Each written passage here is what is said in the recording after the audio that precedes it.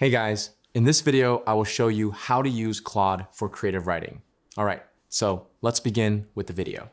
To get started, open your web browser, go to Claude's website, and sign into your account.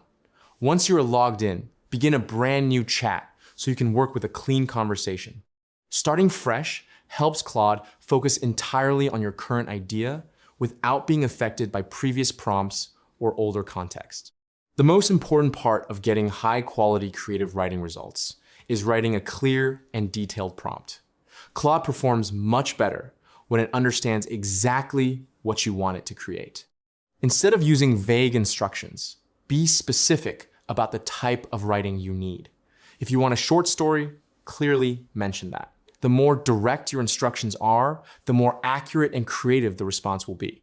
To improve the quality of the output even further, include details such as the genre, tone, and desired length. You might choose genres like romance, science fiction, thriller, or fantasy.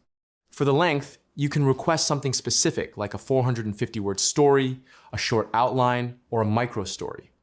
Tone also plays a major role in shaping the final result.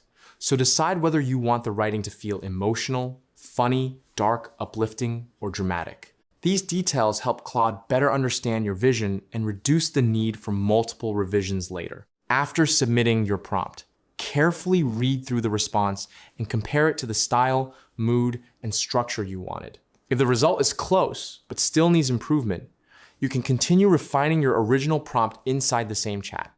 That's really all you need to start using Claude effectively for creative writing, and that's it. So that's basically how you can use Claude for creative writing. So that's all for this video. See you in the next one. Thanks.